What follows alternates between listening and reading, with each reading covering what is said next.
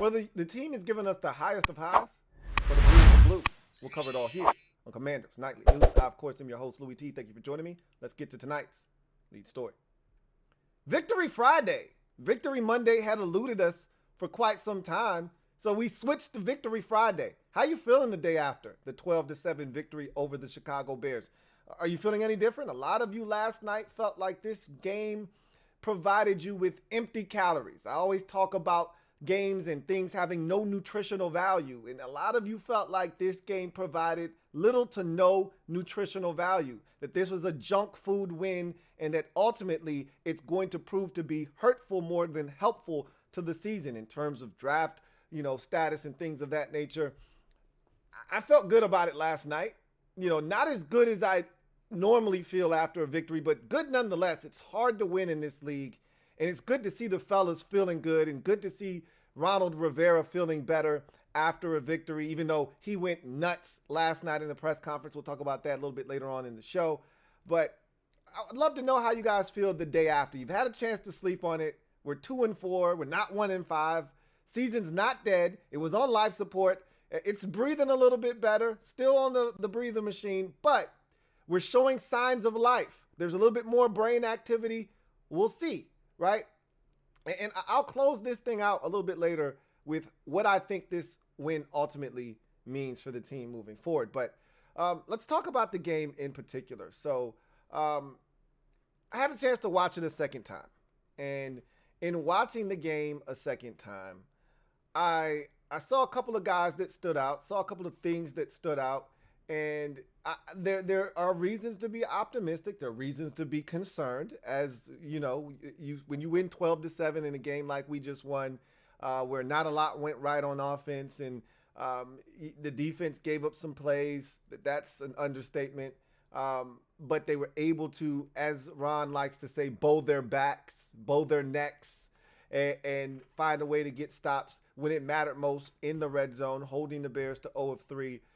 In the money zone, and that proved to be the biggest difference in the game, along with the 2 turnovers that the Bears surrendered in the game. So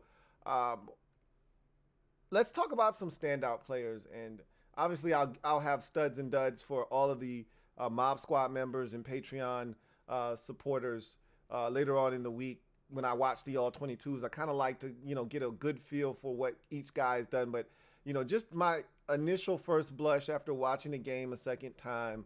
I'm going to start with a guy that we have talked about. He's been much maligned. We tease him. We talk about his name. We think he sucks. Oh my God, we have no cornerback depth. Rashad Wildgoose played well last night. He really did play well. He was the second leader on the team in tackles yesterday, believe it or not, behind Cole Holcomb. And so Rashad Wildgoose was fantastic actually last night, especially as a tackler. A couple of big tackles pushing guys out of bounds, including that tackle on Justin Fields to push him out of bounds and give us a chance to ultimately hold them out of the end zone and preserve the victory when he pushed him out at the 6-yard line. So again, Rashad Wildgoose, pleasant surprise in week number 6. This defensive line, look, you say what you want about the coaching staff. You say what you want about individual players. Oh, Montez Sweat, once upon a time. And, guys, people can come around. Fans can come around because, and maybe you haven't. Maybe you still feel the same exact way. I remember my guy, Derek B., just a few short weeks ago telling me that Deron Payne or Montez Sweat is a jag. He's just a guy. And I couldn't disagree with him more. So often people just want to focus in on sacks, but that's not the only part of the game. But he's now coming along in that department after 2 sacks last week, another sack, and a bunch of pressures in the last 3 weeks going back to the Dallas game, and so he's coming alive. He was dominant again in the run game, was Montez Sweat. But it's not just Sweat. It's F.A. Obata with another sack. I think that's now 3 or 4 weeks in a row with the sack for F.A. Obata. He had one against the Eagles. He had one last week against the Titans. He had another one last night. So I think that's 3 sacks on the season for F.A. He's really starting to come on, is F.A. Obata. that defensive wall, that Bama wall inside, those guys are playing the best football of their careers. And what I'm seeing right now, and again, I don't want to get ahead of myself, and I don't want to start talking in in these grandiose ways, but this is what we drafted these guys to be and to look like. Okay, and so I don't want to go too far ahead of myself because it's the Titans and the Bears, right? And so and the Cowboys and their offensive line has had their fair share of issues, right? So I don't want to get too crazy. The Eagles game wasn't a good measuring stick because that was the first game that we had John. That was the first game we got the defensive tackle. I don't know why I'm blanking on his name, from Dallas.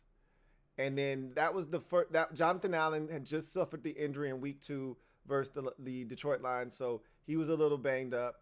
And so we that wasn't a good measuring stick, that week 3 matchup versus the Eagles, because there were a lot of moving parts.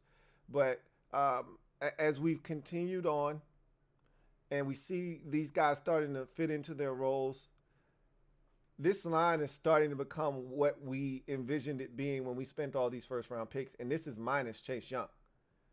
So in my mind, you look at the performance last night, and look, the Bears ran the hell out of the football on this, but they had explosive plays. You take away those, you can't take away those explosive plays, but you minimize those explosive plays, and it was a outstanding performance. The 12 men on the field, the 10 men on the field at one point, all blunders by this staff and the players on the field.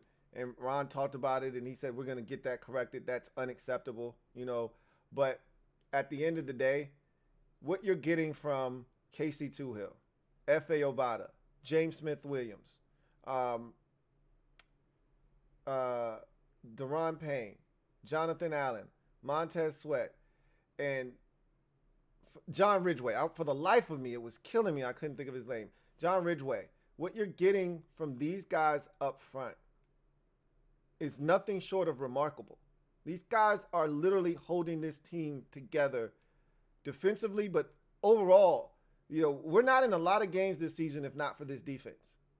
And really, since the week 4 matchup versus Dallas, that unit has been dominant up front.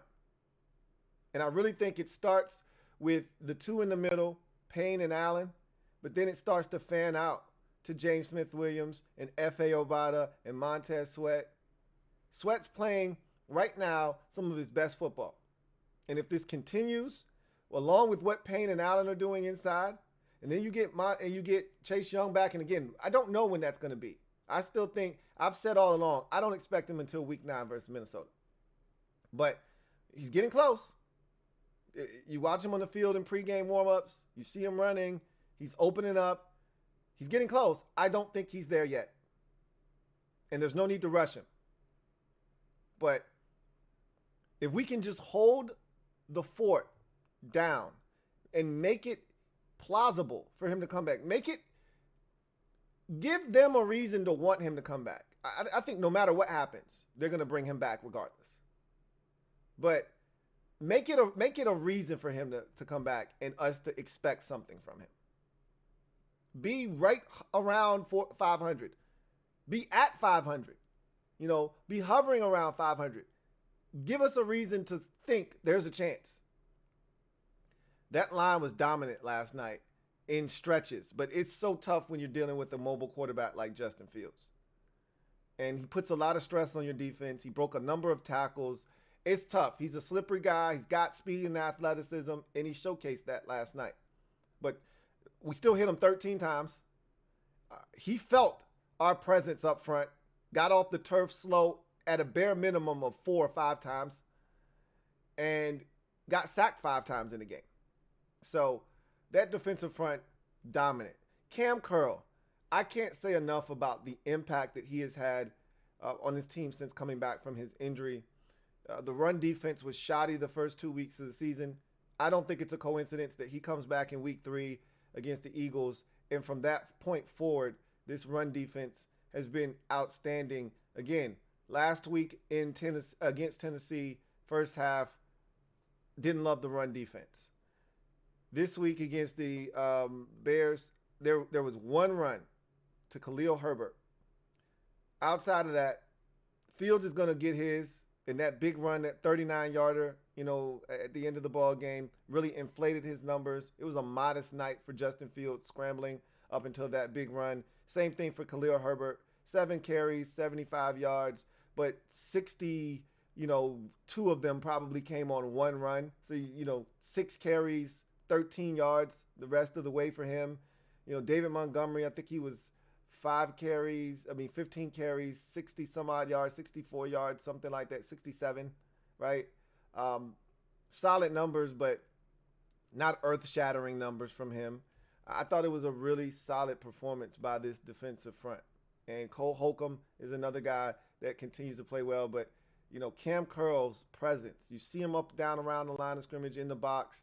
I'm watching him play out in space in those critical, goal-to-goal situations in the red zone, and he's one-on-one matched up with the running back, and he's taking him away, and he's just doing so many things that go unnoticed because he's not picking the ball off or he's not forcing a fumble, but he's always where he's supposed to be when he's supposed to be there. And there's a comfort in knowing that Cam Curl is on the football field. A really smart and heady football player that is physical as well. Derek Forrest continues to be impressive.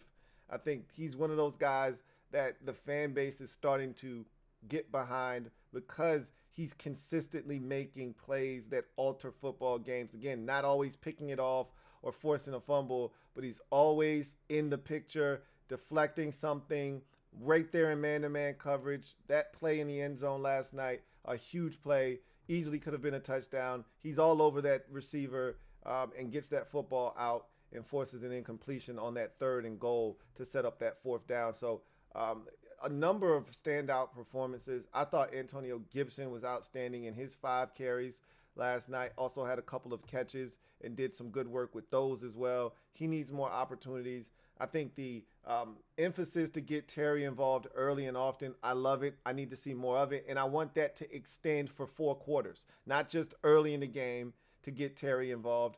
That's great, and I want to see that continue, but I want Terry to continue to see the football, not just in the 1st and 2nd quarter, but in the 3rd quarter and in the 4th quarter, and I want to see him continue to be the catalyst. He's a guy that, to me, despite all of the guys that bring flashiness to this team, Jahan Dotson and Curtis Samuel and De'Ami Brown and all those guys, he's the substance, okay? Not flashy, but he's a guy that gets it done. He needs more opportunities. And Cole Turner, I think we just got a taste of what he can be for us. Nice catch over the middle of the football field. Went up and got it.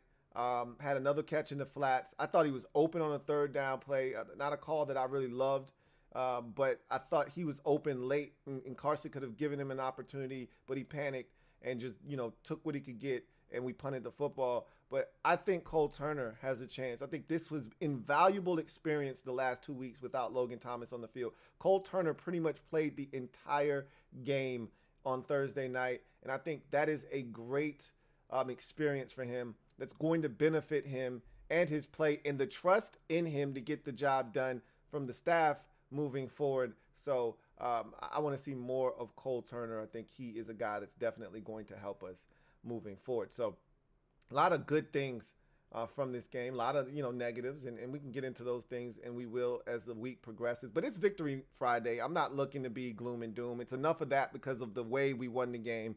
I'm not looking to get into the specifics and the negatives of the victory. We won this game. We're 2-4. I'm going to enjoy my weekend, and I suggest you do the same. I'll just say this, and I'll wrap this up by saying this real quick. We don't know what this win actually means, okay? This win could mean everything. This win could mean absolutely nothing. And I think most of you right now think that this win means absolutely nothing. It's a frivolous win, ultimately going to hurt us when it comes down to draft, status and things of that nature. I'll tell you this much. This win, and we won't know for probably the next 3 or 4 weeks. We could know as early as next week against the Packers. But ultimately, I don't think we'll know what the impact of this particular victory on Thursday Night Football versus the Bears really was or is until we get 3-4 weeks down the road.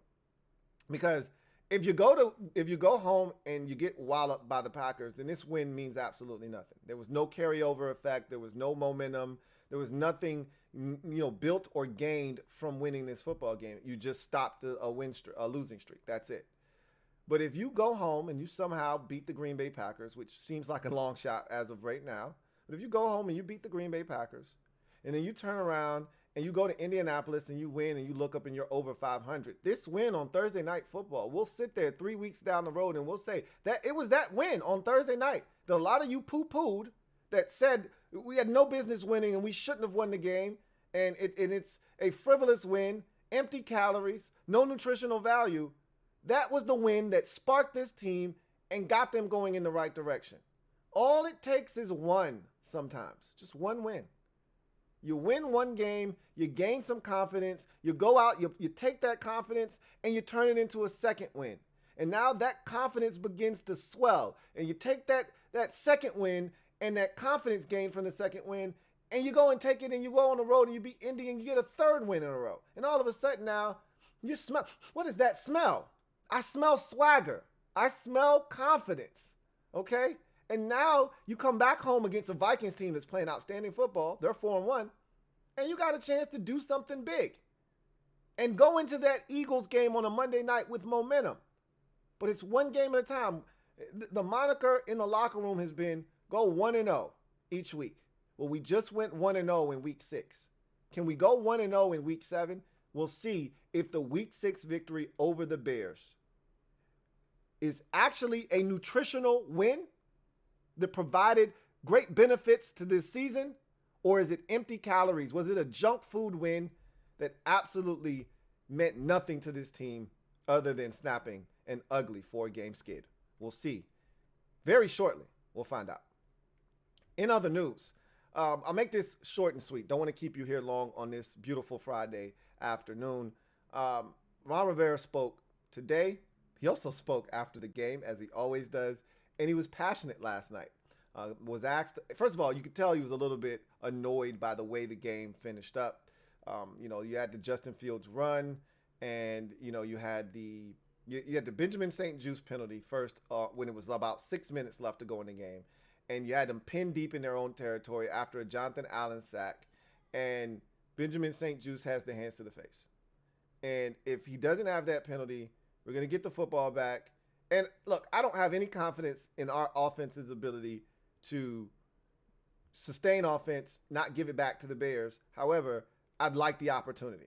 That opportunity was taken from us, but they ultimately went for it on 4th down, did not get it. Then you missed a field goal with Joey Sly, right? So instead of being up by 8 and having no way you could lose the game in regulation, you're now clinging to a 5-point lead, and you give the Bears great starting field position. And some would argue you could have punted that football. You should have punted that football. I lean towards, this is why you got a kicker. That wasn't a far kick. He needs to make the damn kick. I don't fault Rivera for doing what he did. Some people say you're up 5, 8, it doesn't matter. Punt the football and make an anemic Bears offense travel the length of the field. Tressway, I left him out, was outstanding last night. This was his best game of the season by far, wasn't even close. And so you say, you let Tress go out there, he punched that thing. I don't like that. That's a loser mentality to me. Winners go out there, put your kicker out in the field. I see teams do it every week, but they've got better kickers than we do. I'm not going to lie. It's Daniel Carlson, it's McPherson in Cincinnati. These are the kickers that they're sending out there in these big time moments and saying, hey, go ice this game for us. Sly needed to make that kick. It wasn't a super far kick. He just missed. And that's unfortunate, because if we're going to win games, he's going to have to make some big kicks. We're not going to win games by 14 points and 17 points. We're going to win games by 2, by 3, by 1. He's going to have to make some kicks. That's unfortunate that he wasn't able to make that kick. But you missed the kick, and then you get him you get a sack. We don't recover the fumble, which is frustrating because that would have ended the game right there. You get them into a third and about 5, and they get the wide receiver screen. And at that point, you knew they were going to make this thing interesting, if not win the game. And so you get into that situation and you look at the run, I think very next snap after the third down conversion, you get the Justin Fields run. And clearly we lose contain. Sweat comes inside. There's nobody out there. Then Bobby McCain takes a horrific angle. I think he thought he was going to run out of bounds, try to preserve clock, and he cut it up on his ass, and he wasn't ready. And all of a sudden, he's off to the races. We were gassed. Jonathan Allen had to come out of the game. Montez Sweat was jogging on the play, but he was tired. And so it's a tough situation. You can tell Ron was perturbed by the fact that we put ourselves in that position. We had no business being in a position where we were clinging to a 5-point lead and holding on for dear life. That game should have been won already. Should have been 15-7. It should have been in hand already. And instead, we're fighting for our lives and come within inches of that game, end up being a 13-12 or 14-12. They probably go for 2 if they get it, and try to make it 15-12 loss. But fortunate enough for us, we got the win. But Ron was not happy about the way the 12 men on the field twice, the 10 men on the field in a crucial situation in the game. We don't have enough guys on the field. Luckily enough, we were able to defend that play without having it hurt us. Could you imagine if they would have scored a touchdown with 10 guys on the field? What the running joke would have been there? Oh, my goodness. So we dodged a couple of bullets in this game. Clearly, Ron wasn't happy. But then they asked him about some of the day's events. And we had talked about that earlier in the day, how, it's so customary now. As Washington fans, we're accustomed to this. We're used to dealing with game day drama before the game even starts. An article, coming out, hours before the game. And now you're like, what? What is going on? Whether it's William Jackson, which Ron flat out shut down, like, I'm not talking about that. Not talking about that. And then, he was the whole Carson Wentz thing, and he went ballistic. He went nuts, said that was my effing decision. That's bullshit. I was the one that watched, the film. I was the one that looked at the analytics and told the Snyders that this was the guy. Now, contrary to that, Ron wanted, and this has been out there, this is circulated already, he wanted Jimmy Garoppolo first. So, look, it is what it is. At the end of the day, Ron came back today. And first of all, I think the players appreciate Ron doing that. Ron got the game ball. This was his first win. I wasn't aware that this was his first time going back to Soldier Field and winning as a head coach. I wasn't aware of that. So he got a game ball for that. So I'm willing to ease up my stance on, I don't want to see the game ball being given to anybody, this, that, and the third. I still didn't need to see that up on the website, up on the socials, right? I still didn't need to see that shit. But I can ease up because that was his first time getting it in a place that's sacred for him. That said, Ron talked today, and he talked about Chase Young and gave us an update there. Talked about Carson Wentz. Gave us a pseudo update there. Talked about some guys that played well, but also talked about some things that we have to clean up. Talked about the usage of some of the players, and so we'll get to all those things quickly. Let's start with the usage of players. I was adamant last night that something has to change with Antonio Gibson. That's not good enough, that he only hits 5 carries, 2 catches, and isn't involved in the offense until the second half. That's 2 weeks in a row that Antonio Gibson doesn't see the field until the second half, or doesn't touch the football, rather, until the second half. That is absolutely ridiculous, okay? Unacceptable. And Ron pretty much said, we got to be better. And this is, again, it comes back to coaching, where, whether it's the running back coaches or it's the play caller, you have to get your best playmakers involved, and Antonio Gibson is one of our best playmakers. That hasn't changed because Brian Robinson all of a sudden is here. He's still one of our best playmakers and must be involved. And you could see the difference between Gibson and Robinson in this game.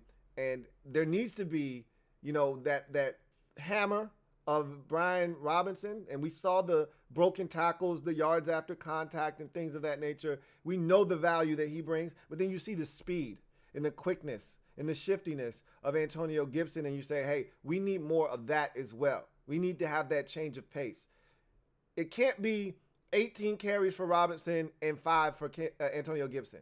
That has to change, and Ron said it will change. Okay, and so when Ron says things like that, generally they change the next week. So I expect more Antonio Gibson, and not necessarily less Brian Robinson, but just more Antonio Gibson, which it should be that way.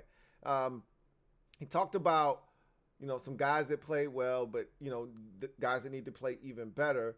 And he talked about the defensive line, and I can't say enough about that unit. They've been fantastic the last couple of weeks. But he also talked about, the offensive line kind of settling in. He talked about Carson. And I do think, and one of the questions asked was, do you think it's a residual effect from earlier in the season to now where, any kind of pressure or even the threat of pressure, it spooks him a bit, him being Carson. And he said, yeah, I do think there's a little bit of that. But, we're working through that, and we're getting him to a place where, we feel like he can make some things happen. He talked about Curtis not catching that ball over the middle of the field. And he said, look, Curtis misjudged it, probably could have kept running, and he would have run right under it with his speed. But I do think he jumped a little early. It did look a little weird, but I need him to catch the football regardless of what happens. He talked about Chase Young and gave us a little pseudo update, said, look, he's still got one more consultation and evaluation with the doctor. And so James Andrews. And once that takes place, they'll then have, the time frame that they'll be able to work with as to when they can go ahead and start preparing themselves to get him back on the field. So I think we're getting close. I don't think we're there quite yet. I've said week 9. I wouldn't be shocked if it's week 8 on the road at Indy. But I don't think it'll be week 7 versus the Green Bay Packers. I don't think it'll be that. But again, we will see.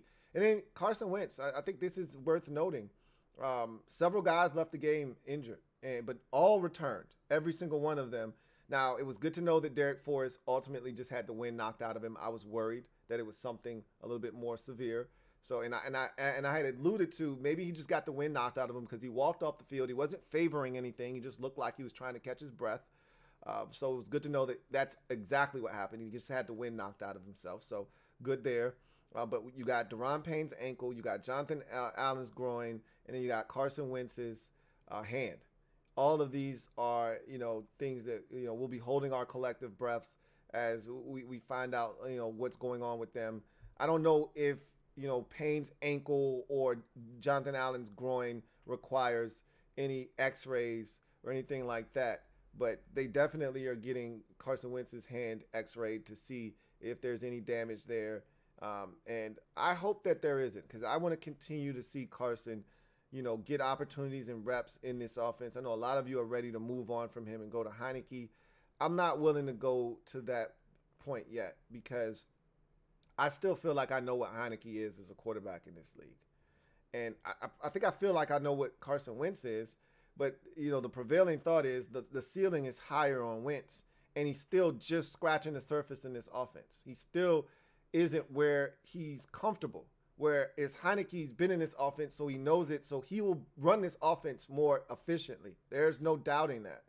But the upside with Heineke isn't where it is with Wentz, and thus I want to see Wentz continue to have, reps in this offense and continue to try to grow in this offense. So he was not good last night. Wentz was not good. I can't stress that enough. He was not good last night, but he didn't turn it over. That was important. Just don't turn it over. The offensive line was improved last night. I'm encouraged by the offensive line moving forward, and we'll see what happens. But we'll be, keeping our eye out to see what, if anything comes down the pipeline. No news is good news on Wentz, Allen, and Payne. No news is good news. If we hear something about those guys, it's probably not going to be good. The most that I want to hear is that Wentz had an MRI or he had an X-ray and the results came back negative. He's fine day to day, and we move on. But I'm hoping I don't hear anything, because if I don't hear anything, the likelihood is he's fine. They're fine, and we're ready to roll for Green Bay in week number 7. But in any event, that's going to do it for me, your man Louie T, man. Big win. for the boys. Feels good to get the win and now be able to enjoy the weekend and watch everybody else beat the hell out of each other and knowing that we've already got the dub. Tell me what you think. Leave it down in the comment section. I'll have the film breakdown. I think we'll do that on Monday. We'll do that on Monday live. And so I'm looking forward to doing that with you guys. I can already tell you, Scott Turner was somewhat better in this game. There's one play that stuck out watching it live, and I said this in the MOBB to them. If Charles Leno gets a block on that, they ran this play on that Antonio Gibson drive, the one where we ended up getting a field goal to cut the deficit to 7-6. They run this cute little, screen where they've got three guys in the backfield with Wentz. Okay, so it's a full house backfield, and Gibson's is adjacent to Wentz. You've got Robinson ahead of him, and then you've got Samuel who comes in motion behind Gibson, right? And so they snap the ball. He fakes it to Antonio Gibson. Robinson goes in one direction. Gibson goes in another direction. And Wentz and Curtis Samuel run a speed option type of look. And Wentz runs about 3 steps to his right. So Robinson goes right, Gibson goes left, and Wentz and Samuel go right. And they fake like they're going to run the speed option, and then Wentz stops, turns, and throws it back to Antonio Gibson on a screen. And it was a poor throw, number one. If he throws that ball in a catchable spot with Gibson able to come towards the football and running towards, up the field, it's a touchdown. But even with that said, even with it being a poor throw, you got blockers out in front, and Charles Leno Jr. doesn't get enough of one guy. If he blocks that one guy, just fall on him. Like, if he does one thing, which is block, that's a touchdown. And we're not kicking a field goal, and it's not 7-6. But again, I talk about this every week. It's the little things. It's the small things that keep you from being dynamic on offense, keep you from winning football games. It's part of the reason we're 2-4 right now. We were lucky to get out of there with a victory. You want to beat better teams, you're going to have to execute those types of plays and put 7 on the scoreboard instead of 3. But there'll be more of that to come as we get into the film later on in the week. Enjoy your weekend. Enough of that. Celebrate! We snapped our 4-game losing streak, and we're in the left-hand column. We're 2-4, and let's see what this means. It could mean everything. It could mean nothing. We'll find out eventually. But until then, enjoy your weekend. Have a good one. Here comes the diesel. Here comes the diesel.